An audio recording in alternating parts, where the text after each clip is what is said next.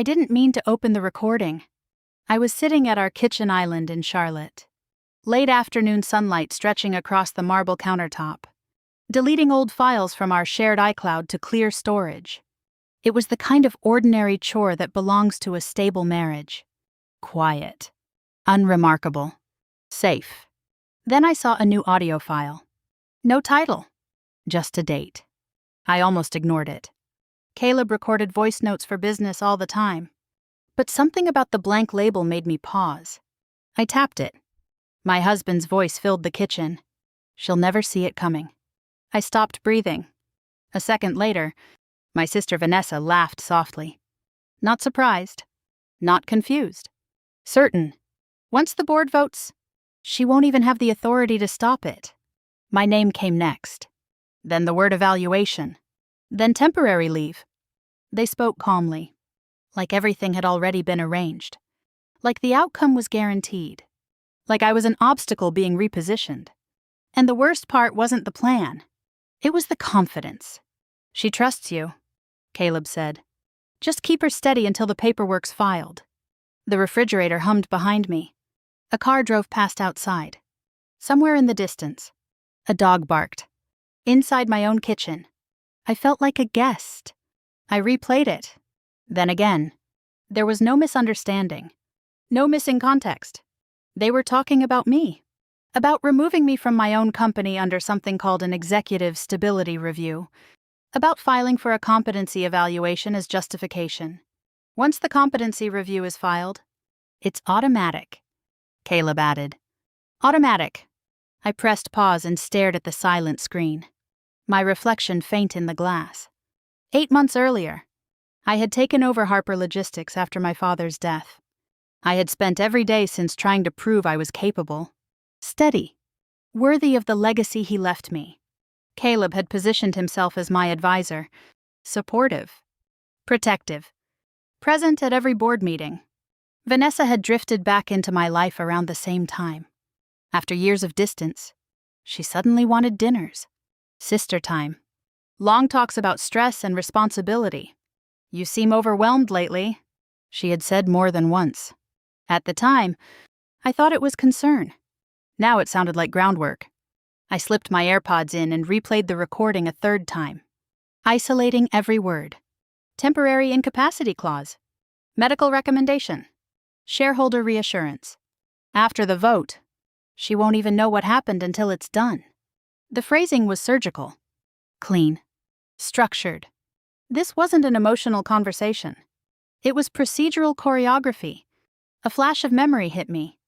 Caleb closing his laptop quickly last week when I walked into the home office. Vanessa asking detailed questions about board voting thresholds over dinner. Caleb suggesting I take a weekend away because I seemed run down. You don't need to carry all this alone, he had said, squeezing my shoulder.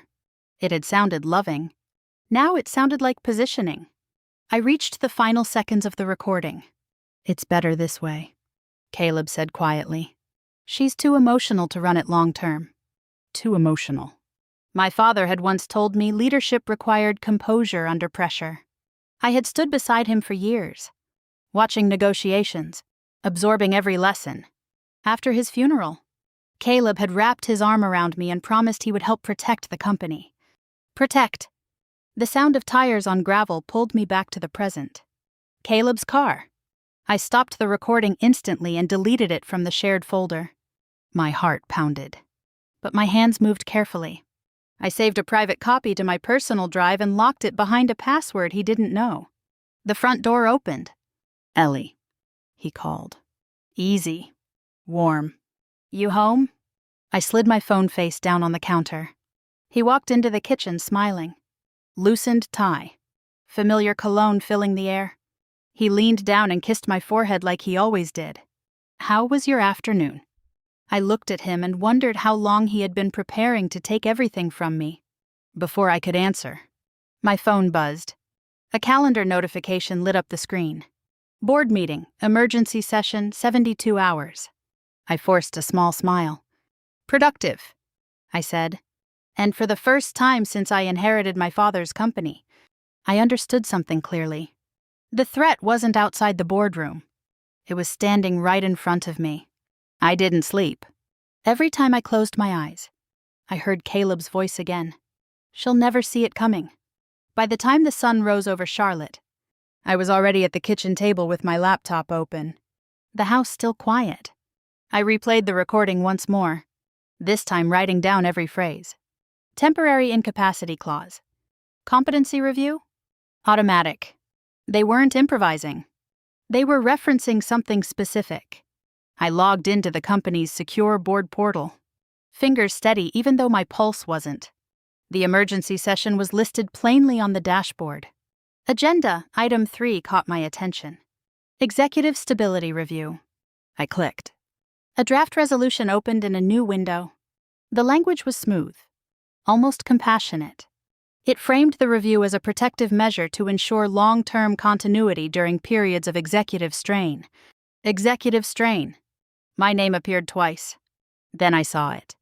At the bottom of the draft was a preliminary consent acknowledgement, with my digital signature attached. My breath stopped. I had never signed this. I downloaded the file immediately and checked the metadata. Last modified at 12:41 in the morning.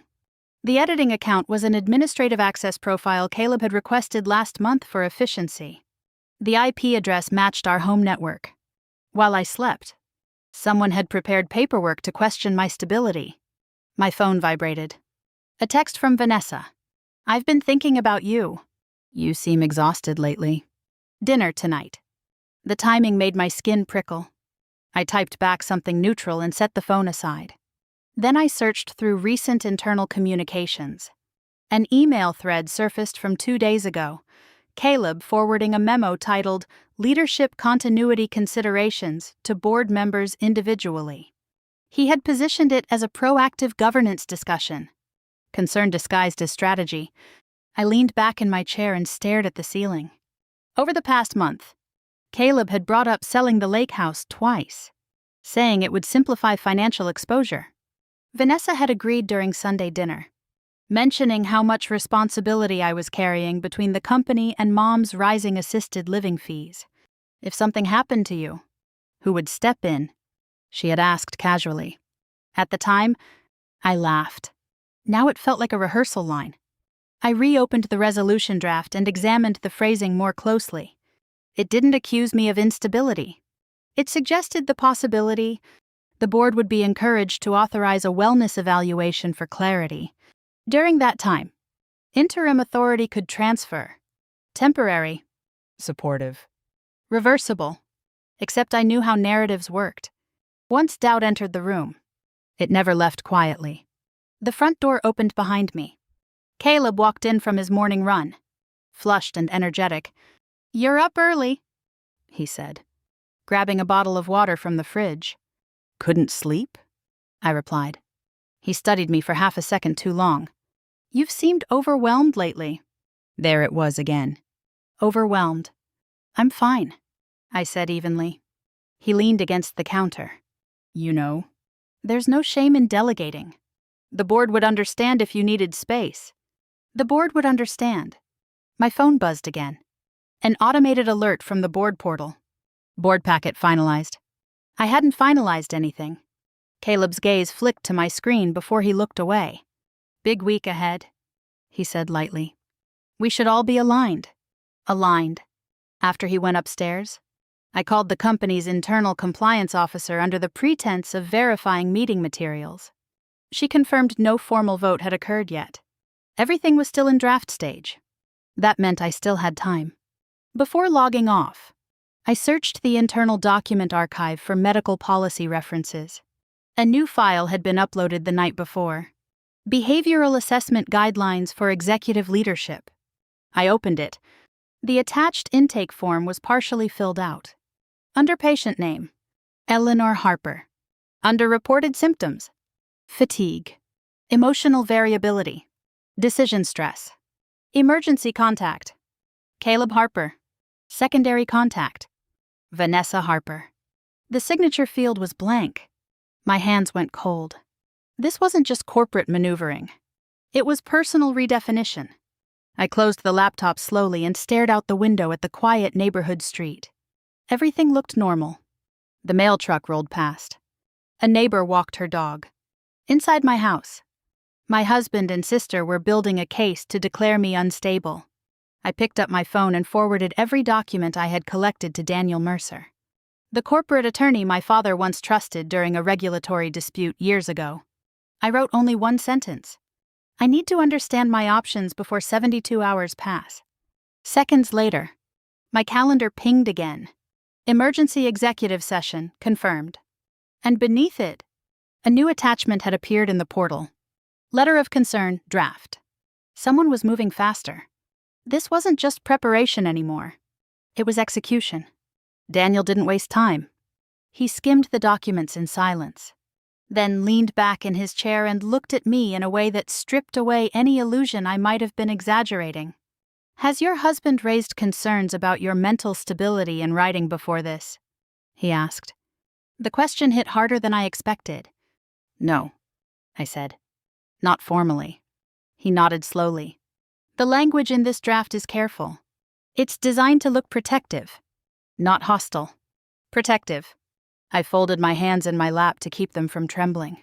How easy would it be for them to do this? Daniel slid the bylaws across the table and tapped a highlighted section.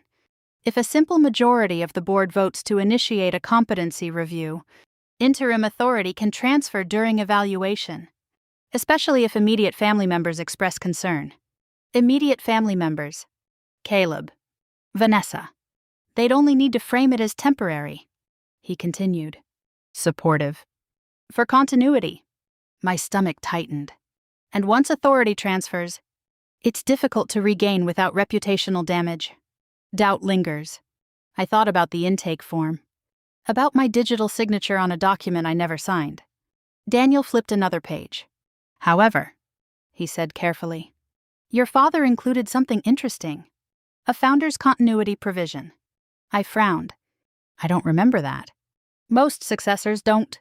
It allows the acting CEO to temporarily transfer decisive voting authority into a neutral trust structure if there is credible evidence of coordinated internal destabilization. My pulse quickened. Meaning, if you can demonstrate misconduct before the vote is called to order, their motion becomes symbolic. Symbolic. For the first time in 48 hours, I felt something other than fear. My phone buzzed on the table. Vanessa. I silenced it. Daniel continued reviewing the timeline I had outlined. If they're coordinating medical documentation without consent, and drafting removal paperwork under your digital authorization, that qualifies as destabilization. Would it be enough? I asked. It would force scrutiny, he said. And scrutiny is leverage. When I left his office, the sky had darkened with gathering clouds. I sat in my car for a moment before starting the engine, trying to steady my thoughts. Caleb had always been strategic, calm, persuasive. If he had begun talking to board members privately, he would have framed everything as concern. By the time I reached headquarters, that fear was confirmed. Cousin Mark didn't return my call. Linda Garcia replied to my email with a single line. We should discuss stability expectations before Thursday. Stability. I checked the internal scheduling logs. Caleb had met individually with 2 board members the previous day. Concern conversations. No doubt. That evening, Vanessa insisted on dinner at a small restaurant near the lake. Caleb encouraged me to go. It'll be good for you, he said. You've been tense. At the restaurant, Vanessa reached across the table and squeezed my hand. I worry about you, she said softly. Dad carried so much. I don't want you breaking under that weight. Breaking. I held her gaze. Do you think I am? She hesitated. Just long enough? I think you're human. Her tone was gentle. Practiced. Midway through dinner, she mentioned a wellness consultant who specialized in executive burnout. I spoke to someone who said early intervention can prevent long-term damage. She added casually. You spoke to someone? I nodded slowly, as if considering it. When I returned home, I logged into our shared calendar history. There it was. An appointment scheduled under my name at a behavioral assessment clinic. Intake paperwork partially completed. Reported symptoms. Emotional variability. Decision fatigue. Emergency contact. Caleb. Secondary contact. Vanessa.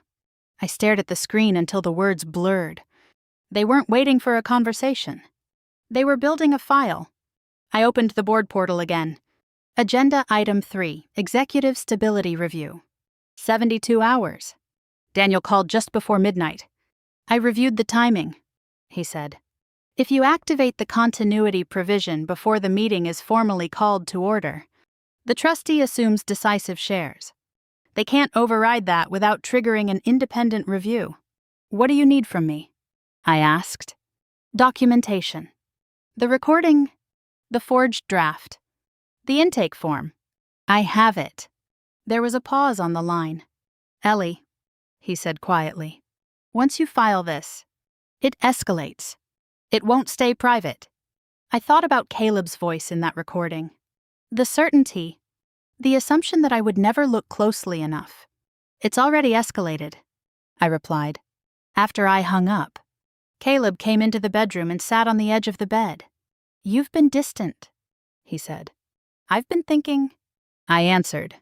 He studied me carefully. Do you trust me?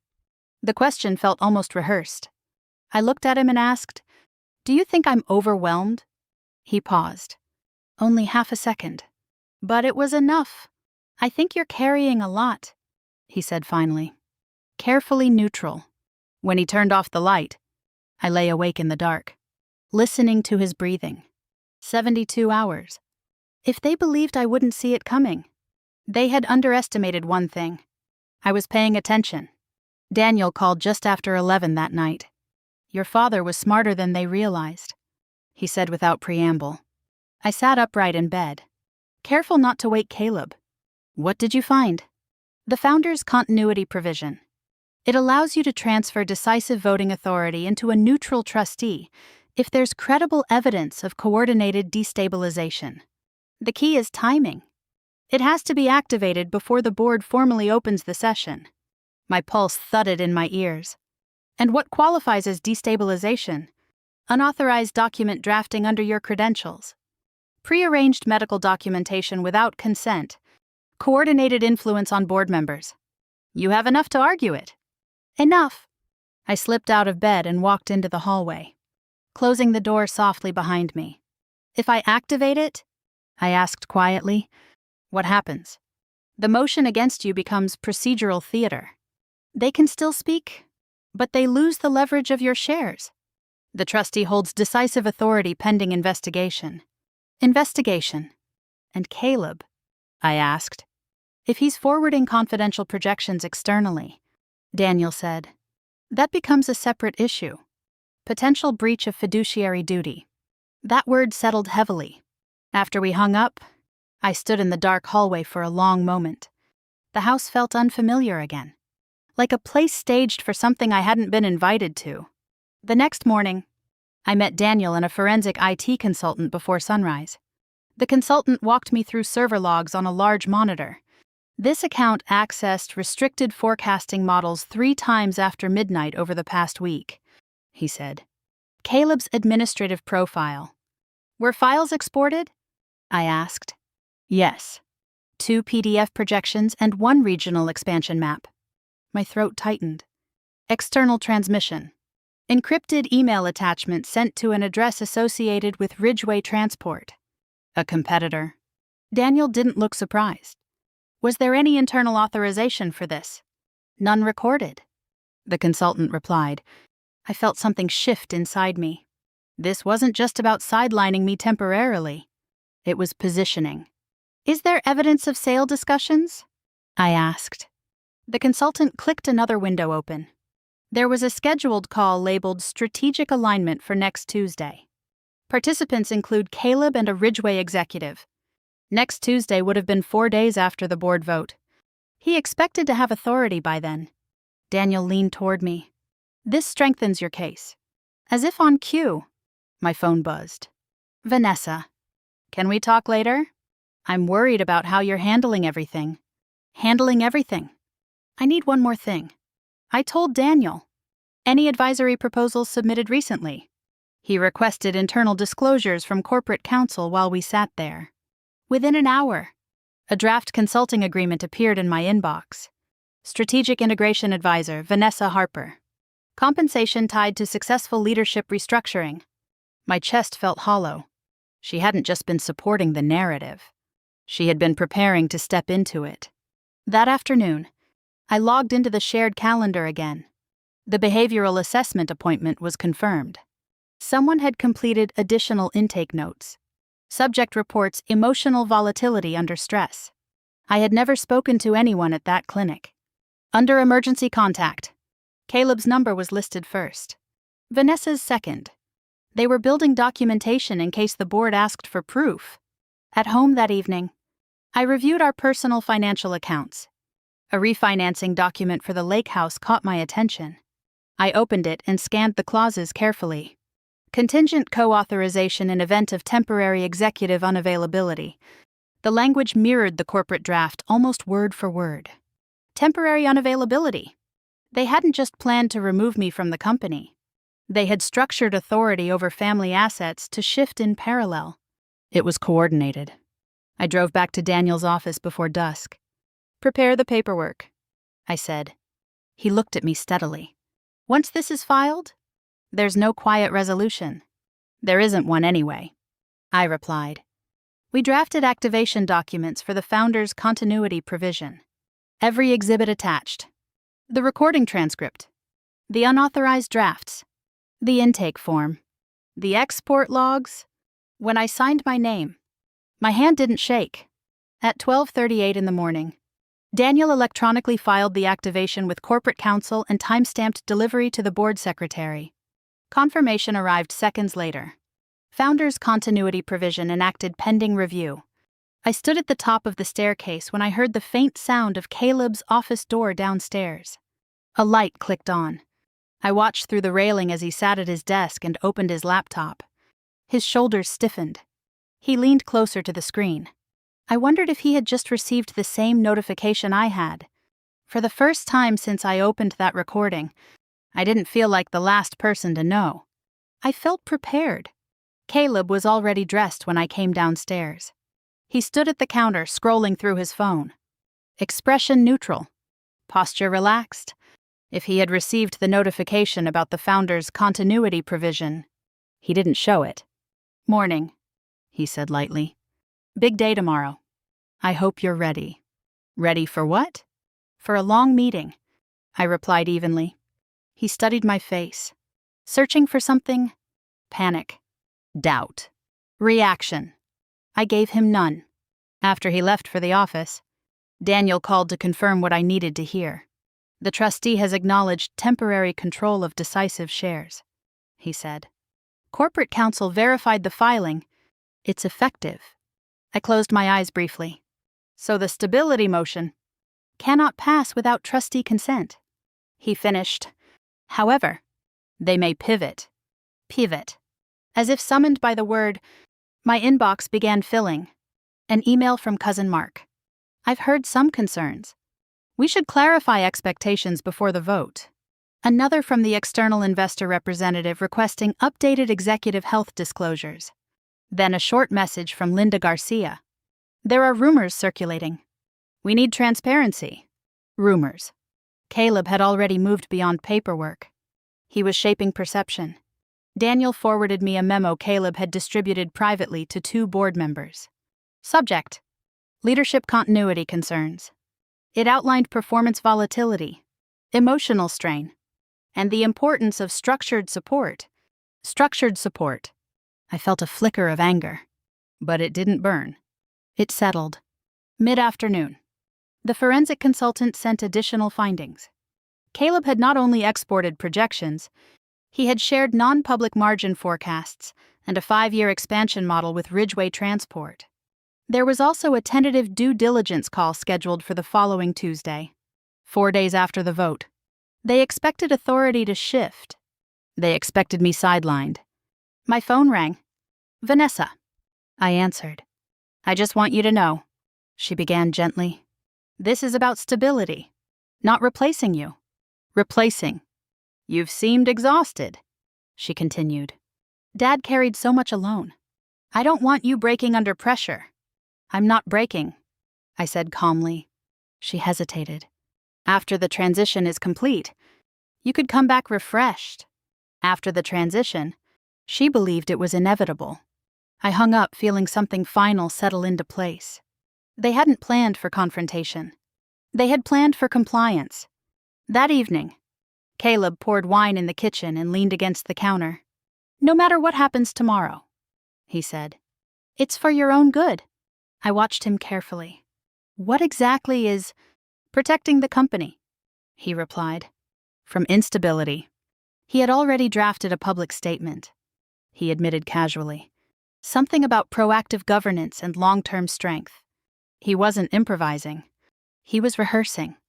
After he went upstairs, I spread the documents Daniel had compiled across the dining table. The recording transcript, the intake form, the unauthorized draft resolution, the advisory agreement naming Vanessa, the export logs, the scheduled competitor call. Each piece alone might have looked circumstantial. Together, they formed a pattern. Daniel called again just before 9.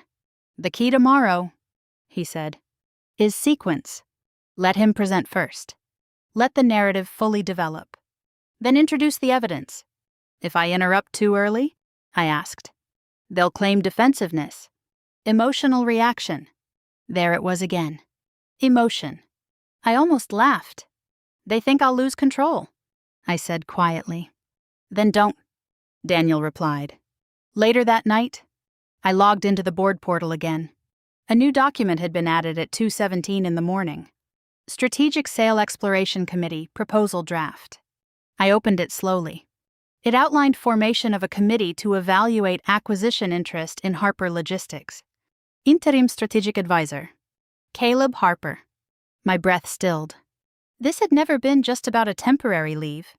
It was about positioning him to negotiate a sale. At the bottom of the proposal was a projected timeline. Stability review, authority transition, sale exploration. They had mapped it out in stages. I saved a copy and forwarded it to Daniel without commentary. A few minutes later, he replied, "This strengthens your position." I sat alone in the quiet house, listening to the faint sound of Caleb moving upstairs. 72 hours earlier, I had been the last to know. Now I knew everything. I replayed the recording one more time and paused on the line that started it all. "She'll never see it coming." I looked at my reflection in the dark window. Tomorrow, they would speak first. They would lay out their concern. They would present their narrative, and then I would decide how much of the truth to let them hear. The new agenda item appeared at 2:17 in the morning. I logged into the board portal before sunrise and opened the attachment slowly. Strategic Sale Exploration Committee. My eyes scanned the document. Pulse steady. It proposed forming a committee to evaluate acquisition interest in Harper Logistics following a leadership transition. Interim Strategic Advisor, Caleb Harper. Not just temporary removal. Positioning. The timeline was precise. Executive Stability Review. Interim Authority Shift. Sale exploration discussions within days.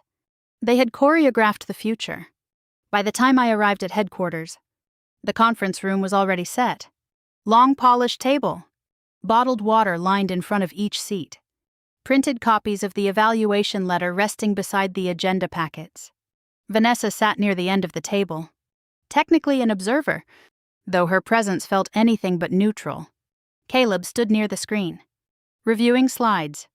He looked composed. Certain the meeting was called to order. Routine items passed quickly. Financial review. Operational updates. Then agenda item 3. Executive Stability Review. Caleb rose slowly, voice calm and measured. "Over the past several months," he began, "we've seen significant executive strain. The transition after Mr. Harper's passing has placed extraordinary pressure on Ellie." He didn't look at me. "This motion is not punitive," he continued. "It's protective. Temporary. Designed to ensure continuity and long-term stability. Temporary. Protective." Vanessa nodded faintly as he spoke about legacy preservation. Caleb referenced stakeholder concerns and the importance of proactive governance. He spoke about wellness resources, structured evaluation, and compassionate oversight. Then he formally motioned for activation of the Executive Stability Review under the Mental Wellness Clause. Board counsel began outlining procedural steps. Simple majority required. Unless, before proceeding, corporate counsel said, adjusting his glasses, I must inform the board that the founder's continuity provision was formally enacted prior to this meeting. A pause rippled across the table. Caleb's jaw tightened almost imperceptibly. The trustee currently holds decisive voting authority, pending review of documented destabilization claims. Counsel continued. Murmurs. Caleb straightened. On what basis? Counsel glanced at me. I stood. I requested that provision be activated, I said calmly. Caleb's eyes met mine for the first time. What destabilization? He asked. I connected my phone to the conference audio system without answering. The room fell silent as the recording began. She'll never see it coming. Caleb's voice filled the space. Unmistakable. Vanessa's followed. Once the board votes, she won't even have the authority to stop it. No one moved. The phrase competency review echoed clearly through the speakers. When the audio ended, the silence felt heavier than any accusation. That conversation lacks context, Caleb said quickly. I opened a folder and began distributing printed documents. For context, I said evenly. Here is the draft resolution containing my unauthorized digital signature, modified at 12:41 in the morning from our home network. I slid copies across the table. And here are export logs showing confidential projections sent externally without board authorization. The external investor representative shifted in his seat. Additionally, I continued, a behavioral assessment intake form was partially completed under my name without my consent. Vanessa's face drained of color. And this, I said, placing the final document down, is a draft advisory agreement naming Vanessa Harper as Strategic Integration Advisor, contingent upon leadership restructuring. Vanessa opened her mouth, then closed it. Caleb's composure fractured for a fraction of a second. This is being mischaracterized, he said. We were protecting the company. By scheduling a competitor due diligence call for next Tuesday, I asked quietly. The external investor looked up sharply. Due diligence. Corporate counsel leaned forward.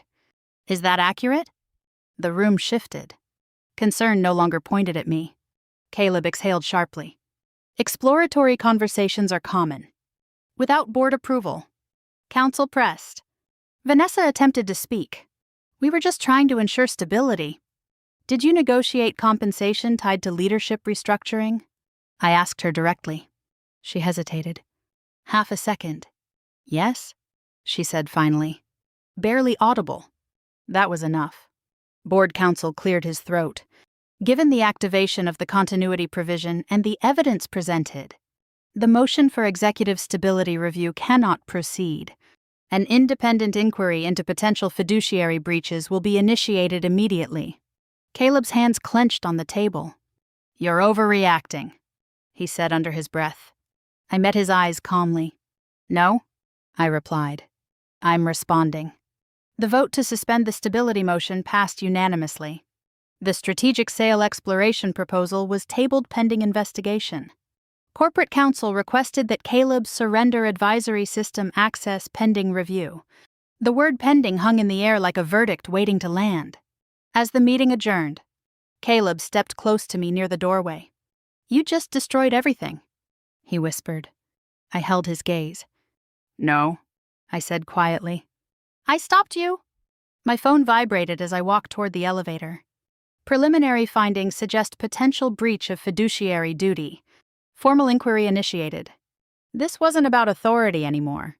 It was about consequences. I drove home alone. The silence in the car felt heavier than the confrontation had. My hand stayed steady on the wheel, but my chest felt hollow, like something had been cut away cleanly.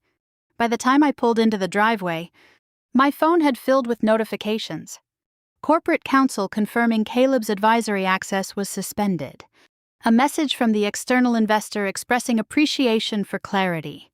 A short text from Vanessa. We need to talk.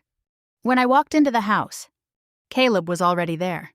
He stood in the kitchen exactly where he had kissed my forehead days earlier. But the warmth was gone. You humiliated me, he said flatly. I presented evidence, I replied. You blindsided the board. You tried to remove me. He ran a hand through his hair. This was about protecting the company. No, I said calmly. It was about controlling it. His jaw tightened. If you push this investigation, you damage Harper Logistics' reputation. There it was again. The implication that accountability was my fault. I'm not interfering with the investigation, I said evenly. And I've retained separate counsel. He stared at me. For what? For our marriage? That landed harder than anything I had said in the boardroom. You're overreacting, he muttered. I'm establishing boundaries. He didn't apologize. He didn't deny the competitor call. He shifted immediately to damage control. Later that evening, the doorbell rang. Vanessa stood outside, eyes red, posture fragile.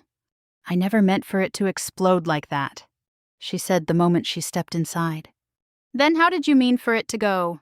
I asked. She paced in the living room, wringing her hands.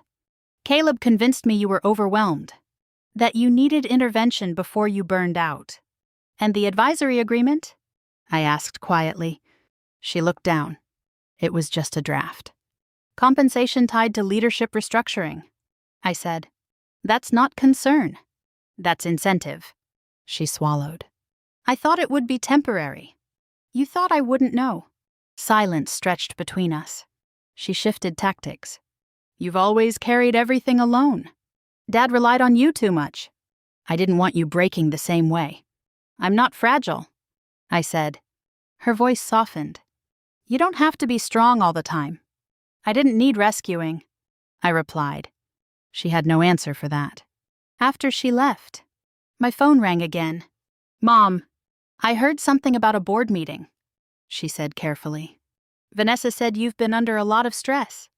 I closed my eyes briefly. I'm fine. Mom, she said you might need rest. The narrative had already reached her. I'm not stepping down, I said gently. And I'm not unwell. She paused. You sound steady. I am. When I hung up, I felt the weight of something deeper than corporate maneuvering. They hadn't just attempted to shift authority. They had tried to redefine me within my own family. Later that night, corporate counsel sent preliminary findings, unauthorized drafting of removal documents, confidential file exports, failure to disclose conflict of interest in exploratory sale discussions. The board had voted unanimously to initiate formal inquiry procedures. Isolation had shifted. Now Caleb was the one being questioned. I walked into his office and opened the top desk drawer. An envelope sat inside labeled Post-Transition Strategy. I opened it slowly. Preliminary acquisition modeling. Projected valuation scenarios. Retention incentives for key executives under new ownership. There it was. Stage 2. Not temporary stabilization. Replacement. I set the papers back down carefully. When Caleb came into the room, he saw the envelope in my hand. You went through my desk, he said. You went through my future, I replied. He exhaled sharply. This didn't have to turn into revenge. Revenge. I almost laughed. This isn't revenge, I said quietly. It's accountability. He didn't argue that. That night, I changed the security access codes to the house. The next morning, sunlight filled the kitchen again, just like the day I opened the recording. But the air felt different. Corporate counsel confirmed the trustee would retain temporary decisive authority until the inquiry concluded. The board issued an interim statement reaffirming my leadership. I stood at the kitchen island and looked at my phone. No fear. No confusion. Just clarity. My calendar notification buzzed again. Private governance meeting scheduled. Long-term reform discussion. This wasn't just about defending my position anymore. It was about making sure no one could ever attempt this again. The governance meeting was smaller than the one where everything unraveled. No long polished table. No observers. Just me, corporate counsel, Linda Garcia, and the external investor representative seated in a quiet conference room overlooking the Charlotte skyline. "This can't happen again," Linda said plainly. "Not to you. Not to anyone." I nodded. I hadn't slept much, but I felt sharper than I had in months. Corporate counsel outlined proposed amendments to the bylaws. Any future executive competency motion would require independent third-party medical evaluation initiated by neutral counsel, not family members. Digital signature protocols would require multi-factor executive authentication. Emergency authority transfers would trigger automatic audit review. We weren't patching a wound. We were reinforcing the structure. "My father always worried about internal fracture," Linda said quietly. "He believed loyalty was strength. He underestimated ambition. So had I." By the end of the meeting, the reforms were drafted for vote. Transparent. Documented. Protective. When the board reconvened later that week, the independent inquiry results were delivered formally. Caleb had violated confidentiality protocols. He had circulated unauthorized removal drafts. He had failed to disclose conflict of interest regarding exploratory acquisition discussions. The board voted to permanently revoke his advisory eligibility. Vanessa's proposed consulting arrangement was officially rejected and entered into record as undisclosed self-interest. No shouting. No spectacle. Just documentation and consequence. That afternoon, I met Caleb one last time in a neutral office downtown. He looked tired, not defeated. "Just recalibrating. You didn't have to push it this far," he said. "You pushed it that far," I replied. He exhaled slowly. "I thought you were drowning. You thought I wouldn't fight." He didn't deny it. "You were under pressure," he insisted. "I was trying to stabilize things." "By redefining me?" I asked. He had no answer to that. Our separation paperwork was filed that week. No dramatic confrontation. Just signatures and silence. A few days later, I met Vanessa at the lake house. The water was still. The dock creaked under our weight as we sat facing the horizon. "I never meant to hurt you," she said. "But you did," I answered calmly. She stared out at the lake. "I thought if Caleb handled the negotiations, the company would grow faster. So you helped him sideline me." She flinched at the word. "I thought you were overwhelmed." "When did you decide I couldn't handle my own life?" The question hung between us. She searched for an answer that didn't exist. There was no shouting. No accusations beyond what had already been proven. Just recognition. "I'm restructuring the estate plan," I told her, "and the company governance permanently." She nodded faintly. We both understood that something fundamental had shifted. After she left, I walked through the lake house alone. My father's old office still smelled faintly of cedar and paper. I ran my fingers along the desk where he had once told me that leadership wasn't about being liked. It was about being steady when everyone else wavered. I had almost let someone else decide I was wavering. Instead of selling the property, I transferred it fully into a protected family trust aligned with the company charter. The refinancing clause tied to temporary incapacity was voided. No one would ever use my own stability as leverage again. Back at headquarters, the bylaw reforms passed unanimously. A new ethics oversight committee was formed. Digital authority safeguards implemented. Executive protections clarified. The narrative shifted quickly. Investors stabilized. Employees returned to routine. I didn't issue a dramatic public statement. I didn't attack Caleb or Vanessa in the press. The facts were enough. Weeks later, I stood again at the kitchen island where everything had begun. The shared iCloud account had been separated. Passwords changed. Access restored to only what was necessary. I opened the archived recording one final time. She'll never see it coming. I listened without flinching. The betrayal didn't sting the same way anymore. It wasn't anger that filled me. It was understanding. They didn't believe I would look closely. They didn't believe I would question the fine print. They didn't believe I would respond strategically. They underestimated attention. They underestimated composure. They underestimated me. Leadership isn't proven when everything is smooth. It's proven when someone quietly tries to rewrite you, and you refuse to let them. If you've ever been told you were too emotional, too overwhelmed, or too fragile to lead your own life, I want you to remember something. Sometimes the most dangerous betrayal doesn't shout. It smiles. It reassures. It says it's for your own good. Check the documents. Ask the uncomfortable questions. Protect your name before someone else decides what it means. If this story resonated with you, share your thoughts below. Have you ever uncovered a hidden agenda that changed how you saw someone you trusted? Stay with this channel for more real stories about family drama, betrayal, power, and what happens when the tables turn the right way. Subscribe so you don't miss what comes next. Because sometimes the strongest form of revenge isn't destruction. It's clarity.